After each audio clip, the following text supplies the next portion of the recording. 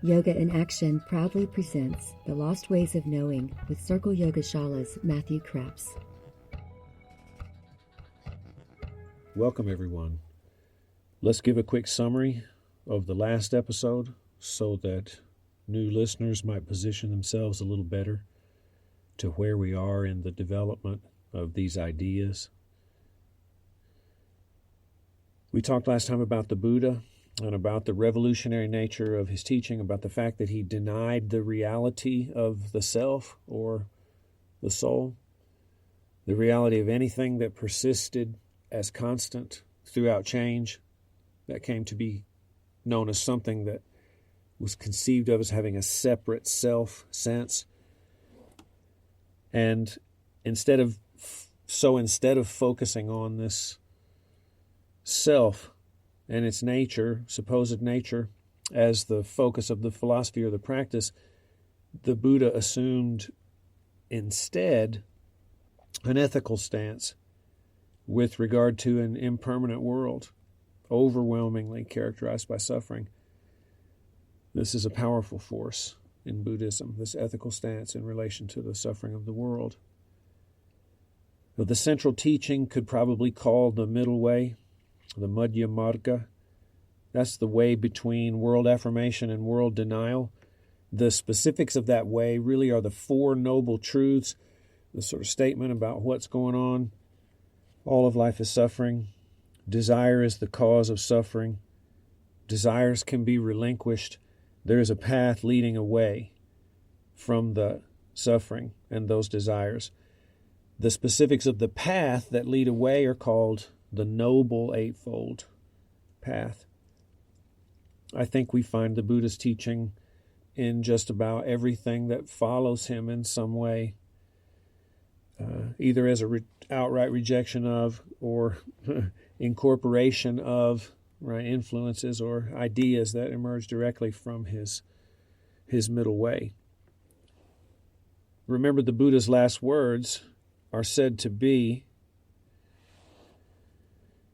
quote, "Listen, O monks, I admonish you by saying, all composite things are subject to birth and decay. Work out your salvation with diligence." Well, in this episode, we're going to talk about the Samkhya, maybe the most influential philosophy in philosophical history in India. I think that's safe to say. It's a big statement, but I think it's safe to say. The elements of Samkhya have probably been around since the middle or late Vedic period. We see things, for instance, as we talked about the Brahmanas, we talked about their tendency to organize things in groups of 5. This is very important in the Samkhya philosophy. So that stuff has been around a long time. It isn't until the 3rd century CE that you see the first systematic presentation of Samkhya as a philosophy. This presentation is in something called the Samkhya Karika, and it's written by Ishvara Krishna.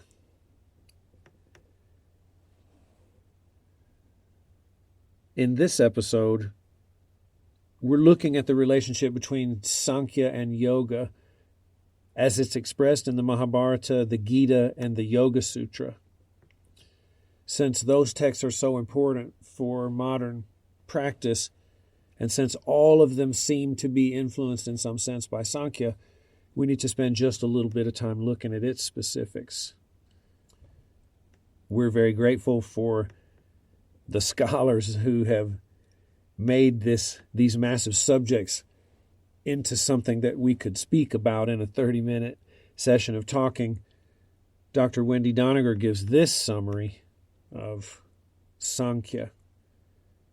Samkhya as a philosophy has roots that date from the time of the Upanishads and are important in the Mahabharata, especially in the Gita, but were first formally codified by Ishvara Krishna in the 3rd century CE. Samkhya is dualistic, dividing the universe into a male, Purusha, and a female Prakriti. There are an infinite number of similar but separate Purushas, no one superior than the other. Early Sankhya philosophers believed that God may or may not exist, but is not needed in order to explain the universe. Later Sankhya philosophers assumed that God does exist. Now, there's a lot in here, as usual.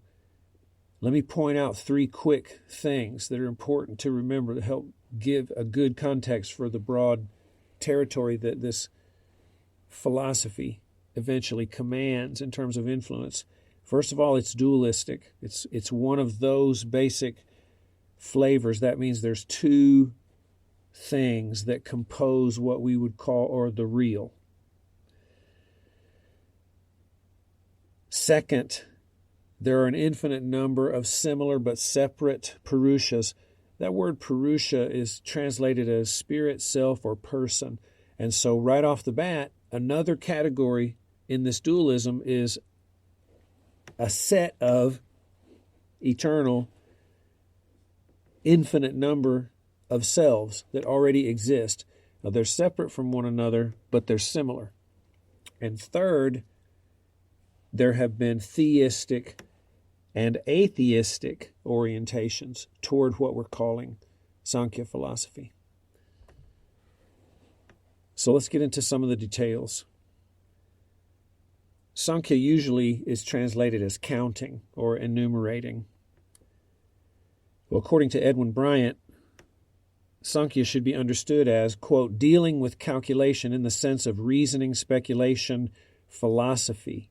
In other words, the path striving to understand the ultimate truths of reality through knowledge, typically known as jnana yoga. So we are counting or enumerating in the sense that we're using reasoning and speculation and philosophy, and all of that is aimed at understanding the ultimate truths of existence, but we're going to understand those through knowledge. The essence of the philosophy could be called substance dualism. We have 2 distinct categories here that are both eternal. There's Purusha, the self, and remember there's an infinite number of those. And what is that Purusha? Here's what Bryant says: the innermost conscious self, broadly synonymous with the notion of soul. So this is deep. The innermost conscious self. You can let those words bring a sense in you of what they might refer to, what they call to mind and feeling. In addition to Purusha, there is an eternal Prakriti. Bryant says that Prakriti should be conceived of as, quote, the material world with all its variegatedness within which the Purusha is embedded. So we see what the 2 categories are. One, this infinite number of selves or persons that are eternal, and a material world that is also eternal, that is variegated. That means it has massive amounts of quality and difference. It also, in this case, means that it moves in a sense. It has rhythm. It pulsates to a rhythm called guna, a 3-note rhythm. And the self, each individual self, the ones that are not free, let's say that, the ones that are experiencing reincarnation or that experience, those are embedded, quote, unquote, in nature. So the soul or the person needs to be freed from its ensnarement within, and I want to add another sense, or its association with nature via discernment or viveka, what we'll call true gnosis also. So we have to discern the differences between the soul and nature in order to have right knowledge. And then we have to renounce all that is not the soul, all that is not the person.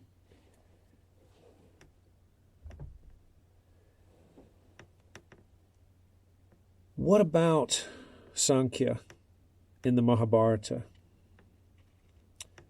What about yoga in the Mahabharata? Because remember, we're here to kind of talk about how the ideas of Samkhya and yoga are related, and we're going to try to get a sense of that through the Mahabharata, the Gita, and the Yoga Sutra. So Edwin Bryant says that the word yoga is used 884 times in the Mahabharata. And in each of those times, it carries the sense of, quote, disciplined activity and earnest striving. By contrast, the word Samkhya is referred to about 120 times in the Mahabharata. Bryant says that it carries the sense of, quote, reasoning.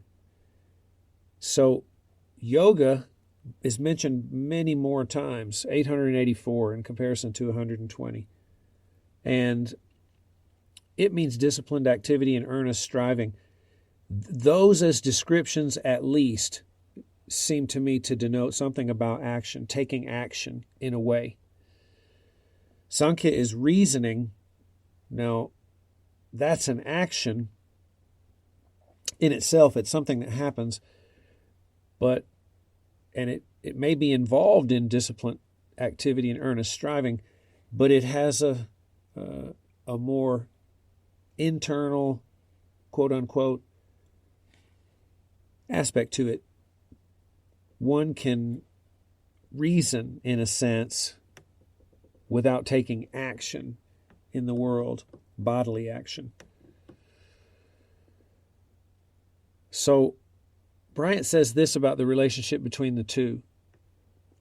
Samkhya focuses on, quote, analysis of the manifold ingredients of Prakriti from which the Purusha is to be extracted, and yoga more with the path of meditation, focusing on the nature of mind and consciousness and on the techniques of concentration in order to provide a practical method. So if there's a distinction to be made between Samkhya and yoga and how they feel different and give different emphasis, part of it is that yoga wants to have a practical method. So there's a sort of inference there that Samkhya might be impractical for a vast majority of people. Notice that Samkhya is doing analysis of the manifold ingredients of Prakriti. It's a little bit like science in a certain way. What is Prakriti made of? What are its qualities? What's the rhythm, right? What about does it have self-awareness or does it not? Where does that come from? So it's kind of asking these questions and speculating and reasoning and then formulating philosophical truths in a way, at least as Bryant sees it. And yoga is interested in the nature of mind and consciousness for sure,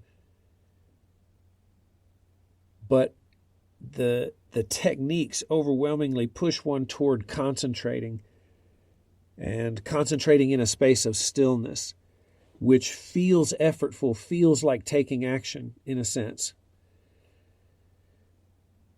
I think it's safe to say that Samkhya and yoga share the same goal of liberating the soul from its ensnarement, but they differ in their emphasis and means, right, as they move toward this common end. What about Samkhya and the Gita? This idea that Samkhya and yoga are different means to the same end, which would be liberating the soul from somehow. The Gita really uses that idea, it takes it and run with it in a sense. Here's what chapter 3, sloka 3 says. Quote, a twofold division was established by me, that's Krishna, of old. Jnana Yoga, the yoga of knowledge, followed by Samkhya, and Karma Yoga, the yoga of action, followed by the yogis. So this twofold division is old, and it's established by the Creator. This twofold division is characterized as jnana, knowledge, that's a yoga, and the followers of Samkhya do that kind of yoga. And then there's Karma Yoga, the yoga of action, is followed by the yogis. Here's what it says in chapter 5, Shloka 2. The renunciation of works, and that's referring to Samkhya, and their unselfish performance both lead to the soul's salvation. But of the two, the unselfish performance of works is better than their renunciation. So Sankhya's had several valences as we've gone from the Mahabharata to the Gita. Here's another one. We know it's the yoga of knowledge. We know it involves speculation. We know it involves reasoning. We know it involves being philosophical. But here in the Gita, it's associated with, quote, the renunciation of works, a kind of objectivity or a kind of pulling back from action in the world in order to contemplate more so, meditate more so, or reason, I suppose. The Gita also here is saying both of these lead to the soul's salvation, but hey, the unselfish performance of works, that's the way of the yogis in an unselfish posture, is better. Here's what chapter 5, shlokas 4 and 5 say. Quote, the ignorant speak of renunciation, which is Samkhya, and practice of works, which is yoga, as different, not the unwise. He who applies himself well to one gets the fruit of both. The status which is attained by the men of renunciation is reached by men of action also. He who sees that the ways of renunciation and of action are one, he sees truly. So, a strong statement about the relationship between renunciation through reasoning and being philosophical, and through the unselfish performance of works, being engaged in the world and serving the things in the world, karma yoga. The newness that comes out of this is that, let me read it again, he who applies himself well to one gets the fruit of both. I think that's an amazing statement because it means that we could pick one, in a sense, based on our proclivities or our, say, for instance, our lack of certain characteristics. You know, if there are those who are more, quote unquote, intellectual and those who are more, quote unquote, intuitive or related to feeling, there is some sense in making those statements.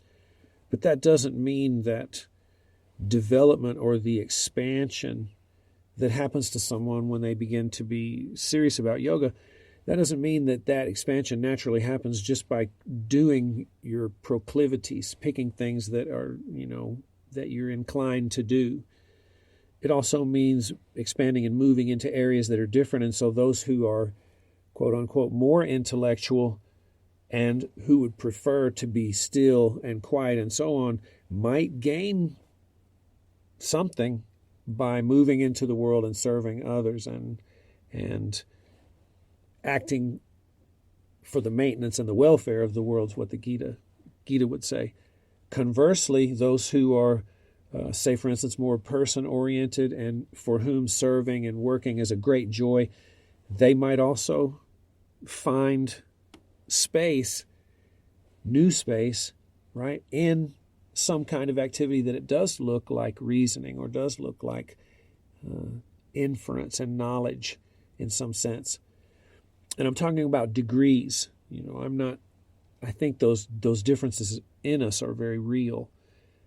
But I also think that the transformation that yoga beckons shows us that how we relate to these ideas, right, can be really, really varied and sophisticated. We might not just want to stick with our preferences when it comes to the transformation or the levels of transformation that we're talking about here.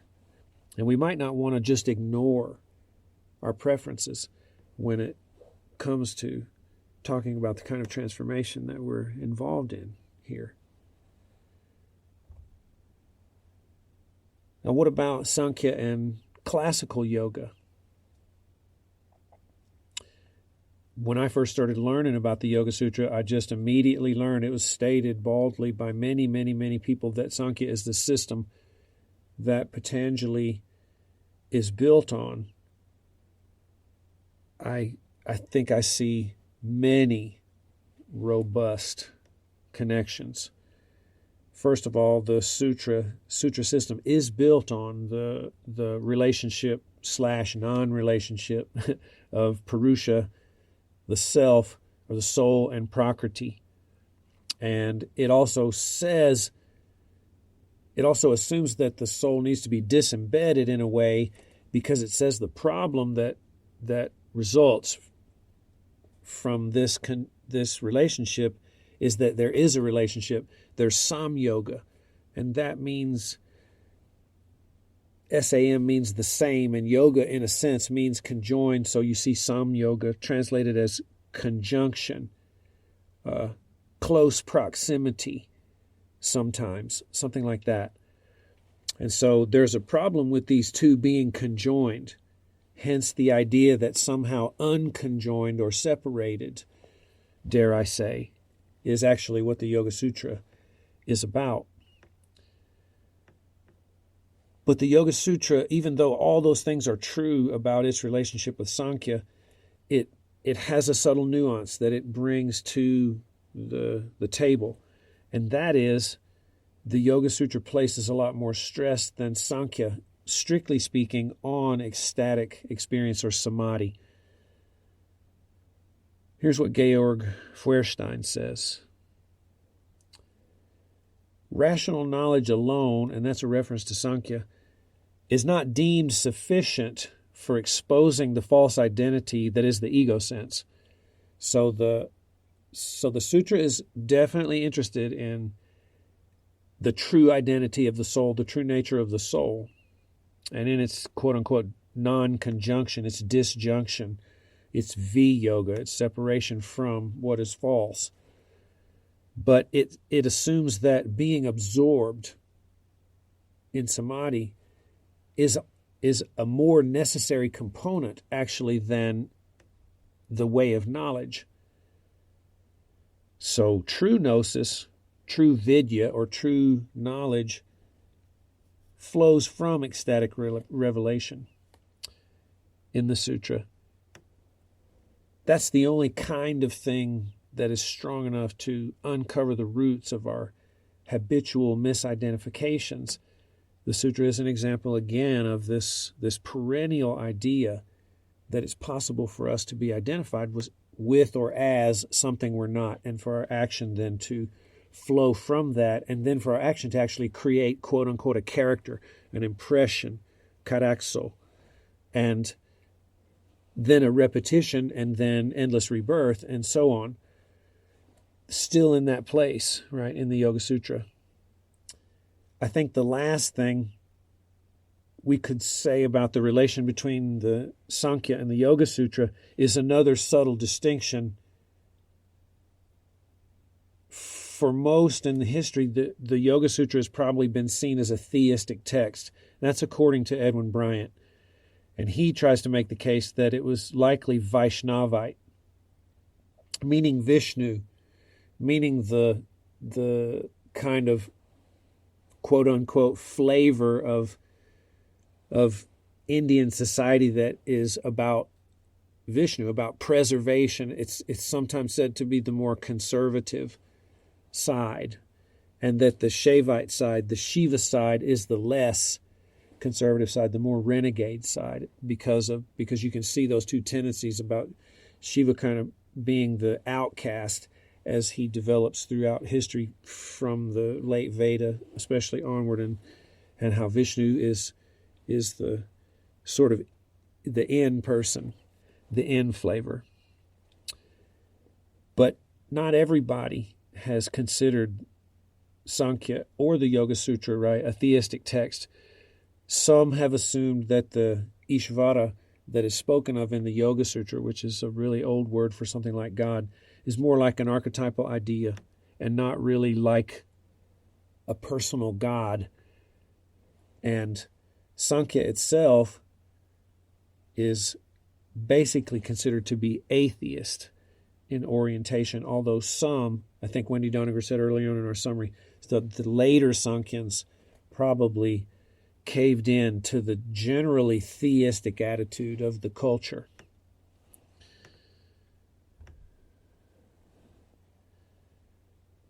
Let's give a summary. So when we're speaking of Samkhya, we're speaking possibly of the most influential philosophical system in Indian history.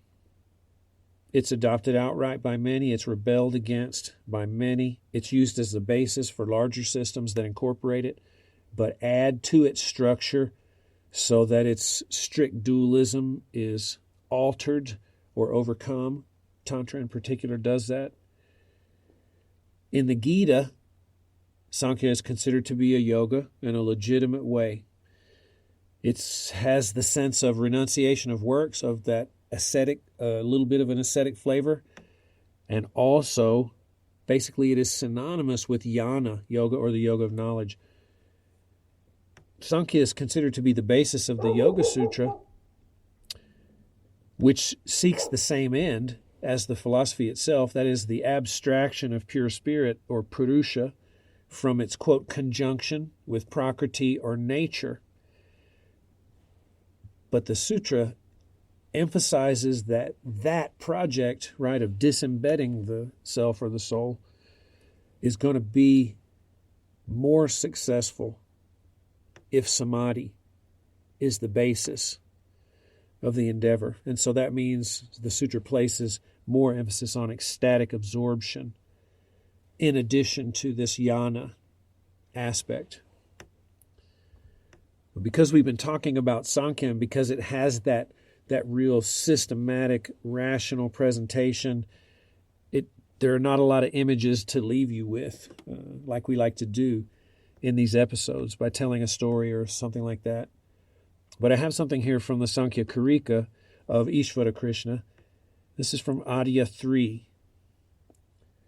Quote, primordial nature is uncreated and yet creates. Awareness is neither. So, primordial nature is prakriti, and awareness here is purusha. When we think of Samkhya, and therefore when we think of the Yoga Sutra, and when we think of the Gita, when we think of the Mahabharata, this idea is woven through them all and has subtly distinct flavors. The universe wasn't created by an external force, according to the Samkhya. It has always been here. It's eternal. Remember, it has two parts. Here we have awareness and primordial nature. They have two distinct and different characteristics. Primordial nature is eternal, but creates. That means changes, pulses in a rhythm, and so on. Primordial nature does not have awareness in the strictest sense. Awareness itself, or purusha, is neither created nor uncreated. Neither does it create nor not create. The neither covers both. It is eternal, and this gives it a passive sense. And so you can see the Sankhya dualism as this self that doesn't really do anything, but is awareness, is like the light, right, of awareness. And this eternal nature just very close by that is constantly moving and roiling and creating, that is eternal and won't go and doesn't go anywhere. It's just the changing, and it doesn't have an awareness of itself. The conjunction of the two, right, is the problem. The distinction between the two is the way. We really thank you for listening. We appreciate any participation, of any kind. God bless you, and we'll see you next time. Thank you for listening. To support our podcast, find Circle Yoga Shala's Patreon page and receive early access, study guides, live sessions with your podcast host, Matt, retreat discounts, and more. Circle Yoga Shala is a school for yoga, creative movement, and self-inquiry in Arkansas's Ozark Mountains. Offerings range from beginner yoga teacher training to an internationally accredited yoga therapy program, as well as Ayurvedic cooking courses for individuals and professionals like chefs, nutritionists, and life coaches. Additional retreats include equine inquiry, CEUs, yoga and recovery, and so much more. Subscribe to our quarterly publication, Yoga in Action, a comprehensive body of literature. To know more about our in-person offerings, visit circleyogashala.com.